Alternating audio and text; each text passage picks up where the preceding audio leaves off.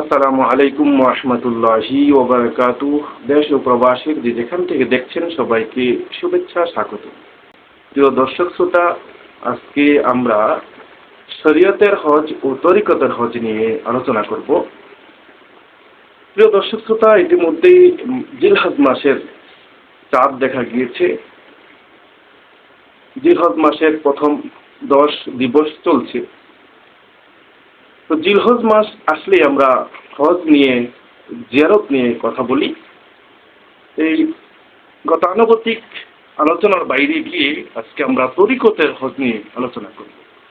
তো দর্শক শ্রোতা, শরীয়তের হজ করতে গেলে আপনাকে পাথেয় জোগাড় করতে হবে, তারপরে আপনাকে ইহরাম পরিধান করতে হবে, মক্কা মদিনা শরীফে সফর করতে হবে, কাবায় প্রবেশ করতে হবে, কাবা তওয়াফ করতে হবে।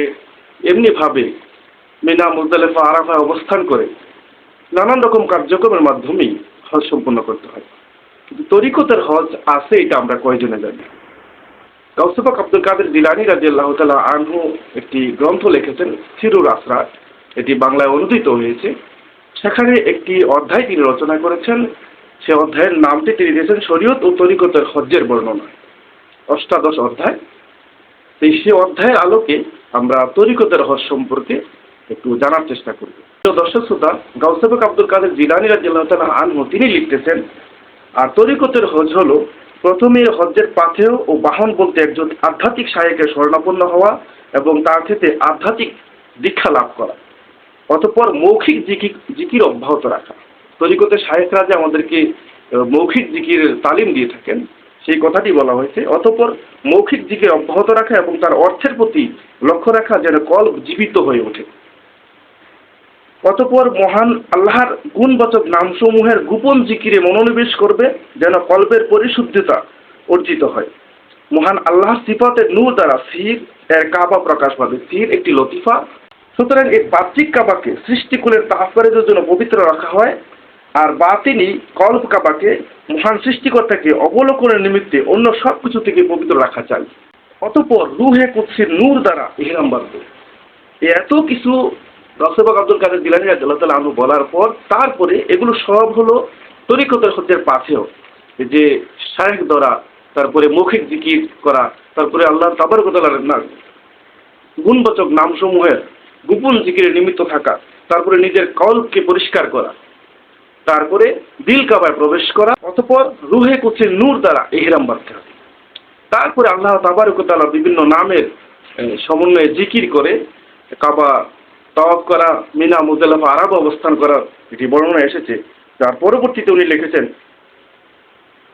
তারপর মহান সত্তার একাদশ নাম ও তার সাথে শাখাসমূহ আরো 6টি নামের জিকিরে তন্ময় হয়ে 7 তাওয়াফ করবে। অর্থাৎ আল্লাহ তাবারক ওয়া তাআলা একাদশতম নামের সাথে আরো 6টি শাখা নাম যুক্ত করে জিকিরে তন্ময় হবে। সেখানে 7টি তাওয়াফ করতে হবে দিল কাবায়। অতঃপর মহান সত্তার দ্বাদশ নামের জিকিরের পেয়ালা দ্বারা তার কুদরতি হাতে জমজম পান করবে। সুবহানাল্লাহি ওয়া বিহামদিহি। প্রিয় দর্শক শ্রোতা, তারপরেই বলা হয়েছে, তারপর তার থেকে মহান পবিত্র সত্তার অদৃশ্য পর্দা উঠে যাবে এবং সে মহান সত্তার নূরের দ্বারাই পর্দাহীনভাবে তাকে অবলোকন করবে। সুবহানাল্লাহি ওয়া বিহামদিহি, সুবহানাল্লাহিল আযীম।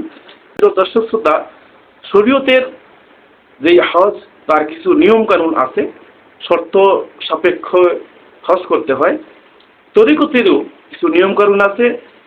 যে তরিকতের হজের প্রথম সূত্র হলো যে একজন শায়েখের কাছে বায়াত গ্রহণ করা এবং আল্লাহ তাবারক ওয়া তাআলার নামের মৌখিক জিকির করা, তারপর অন্তরে বিভিন্ন গুণবাচক নামের গোপন জিকিরে মনোনিবেশ করা, তারপর দিল কাবায় প্রবেশ করা এবং রুহে কুদসির নূর দ্বারা ইহরাম বাঁধা। তারপরে নানান রকম জিকিরের মাধ্যমে নানান রকম জায়গায় অবস্থান করা, এটা দিল কাবায়।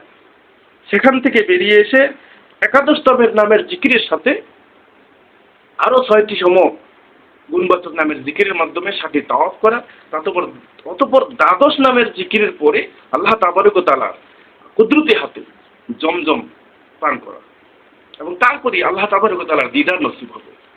সুবহানাল্লাহি ওয়া বিহামদিহি সুবহানাল্লাহিল আযীম। তো দর্শক শ্রোতা, শরীয়তের হজ যেমন আমাদের প্রতি আবশ্যক কর্তব্য, তরিকতের হজ আমাদের সবার জন্য কর্তব্য। তার জন্য আমাদের প্রত্যেকেরই একজন তরিকতের শায়েখের অনুসরণ করা বা তার কাছে বায়াত গ্রহণ করা কর্তব্য। আসুন আমরা সকলে মিলে শরীয়তের হজের পাশাপাশি তরিকতের হজের ক্ষেত্রে অগ্রগামী হই। এটা আমাদের জন্য কর্তব্য। আল্লাহ তাবারক ওয়া তাআলা আমাদের শরীয়তের প্রত্যেকের হজকে কবুল করুন, আমাদের প্রত্যেককে হজ্জে মাবরুর নসিব করুন, আমাদের ইবাদত বন্দেগীগুলো আল্লাহ তাবারক ওয়া তাআলা কবুল করুন, ইহকালের শান্তি পরকালের মুক্তি দান করুন। আমিন। আসসালামু আলাইকুম ওয়া রাহমাতুল্লাহি ওয়া বারাকাতুহু।